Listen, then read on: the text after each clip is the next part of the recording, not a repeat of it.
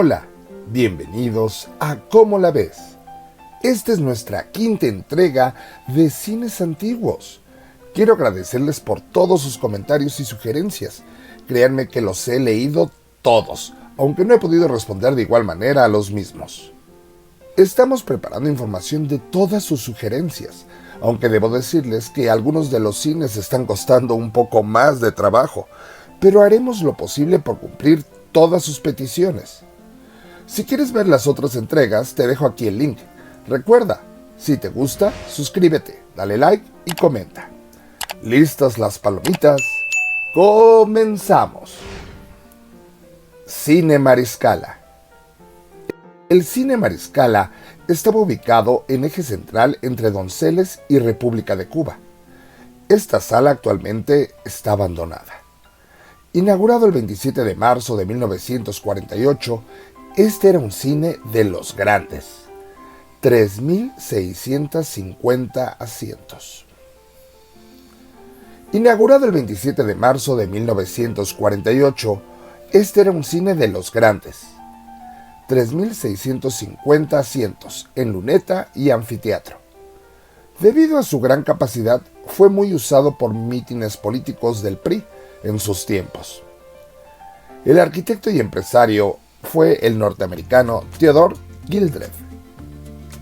En cines como pasó con todo, decayó y se subdividió en salitas para ver si aún generaba negocio. Como esto no ocurrió, cerró y se comenzó a deteriorar tremendamente. El 11 de marzo de 2020 hubo un incendio en su exterior, donde la gente que duerme afuera de este espacio perdió su ropa y cobijas. Cine Acapulco. Un cine de temática acapulqueña, con palmeras pintadas, cocos y hasta un enorme faro para distinguirlo de los demás. El Cine Acapulco abrió sus puertas en 1948. Era otro de los populares piojitos de Tepito, que ofrecían funciones a precios económicos. En este cine era posible disfrutar de la matiné con permanencia voluntaria por tan solo $1.50. O sea, 3 películas continuas por este costo. Aquí la gente venía en bola, con toda la familia y amigos. La sala tenía capacidad para 3.650 personas. Algunos internautas lo recuerdan debido a su inconfundible olor a tortas, garnachas y por el sonido de los refrescos a media función. ¡Ah, qué tiempos! Años más tarde fue demolido. Hoy en su lugar hay algunos edificios habitacionales. Cine Bucareli. El Cine Bucareli se inauguró en la década de 1920. Fue el cine más longevo en funcionamiento. En 1941 contaba con 1.860 butacas, distribuidas en 2 niveles, luneta y anfiteatro. Durante las décadas de los 50 y 60 se grababa en el interior del cine uno de los programas de radio más populares del país, el Dr. IQ, en su versión mexicana, conducido por Jorge Marrón. Finalmente, para la década de los 80 se decidió vender el Cine Bucareli a la organización Ramírez, transformándolo en Cinépolis Bucareli, con 9 salas y preservando la arquitectura original del edificio hasta finales de 2017. Este cine fue de los más emblemáticos de la ciudad. Sin embargo, su localización y el cierre continuo de vialidades y alrededores de Bucareli provocaron que las salas no recibieran el aforo esperado, ni siquiera por los $31 que costaba el boleto. Cinelandia. El Cine Cinelandia estaba ubicado en eje central número 6 a un costado de la Torre Latinoamericana. Fue inaugurado el 2 de enero de 1935. Se caracterizó por proyectar películas de la empresa norteamericana Walt Disney en las famosas matinés infantiles. Se ubica en el predio que fuera parte de la Casa de las Fieras del emperador Moctezuma y que después formara parte del convento franciscano de San Francisco. En el siglo XIX, en este espacio existió un hotel que más tarde adquirió y remodeló el empresario de origen inglés, Francisco Roulet. A partir de ese momento, el edificio fue conocido como Edificio Roulet. Luego de varias modificaciones, en 1935, el hotel se convirtió en sala de cine. Durante el sismo de 1985, el inmueble sufrió daños y se pensó en demolerlo, pero los artistas de la ciudad se organizaron y en 1992 lo intervinieron con el propósito de conservar esta riqueza patrimonial. Posteriormente, en 2010, se sumó la voluntad del escritor Gabriel García Márquez, quien intercedió para posibilitar su rescate. En 2002, el gobierno del entonces Distrito Federal, junto con la fundación del Centro Histórico y el World Monuments Fund, empezó a esbozar un proyecto de rescate de importancia: edificios del Centro Histórico.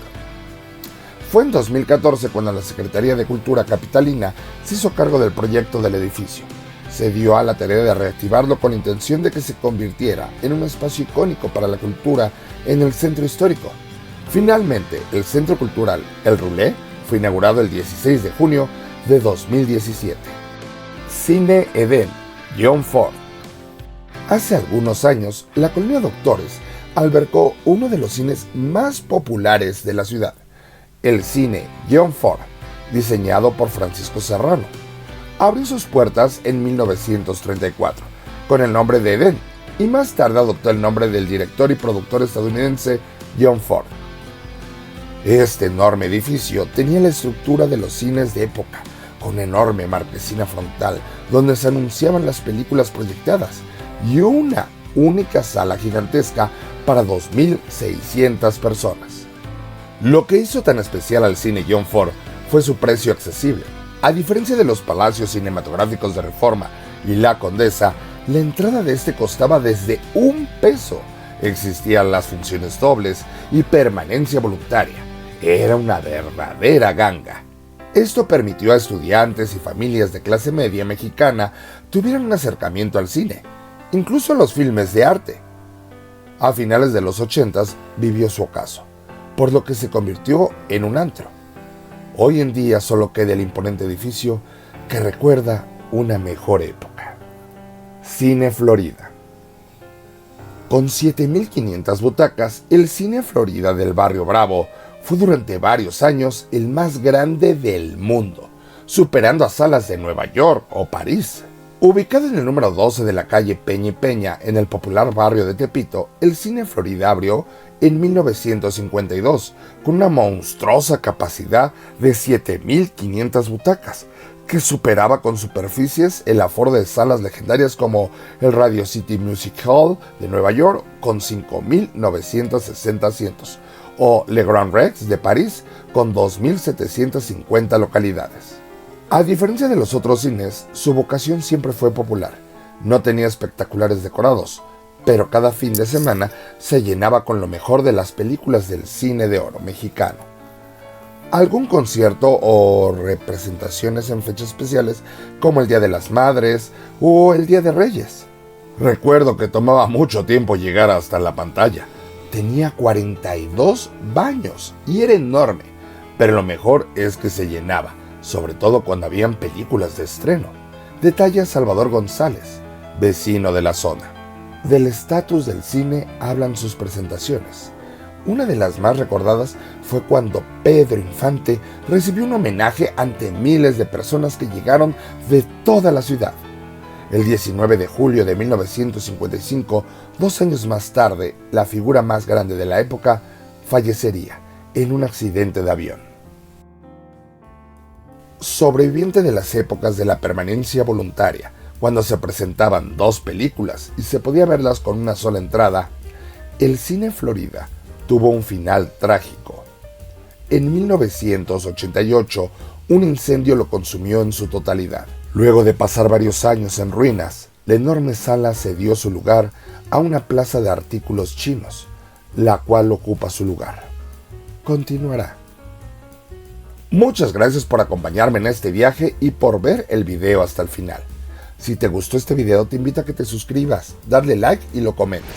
Eso me ayuda mucho y me motiva para crear más contenido como este. No olvides ver otras entregas de cines antiguos. ¿Y tú, cómo la ves? Aquí.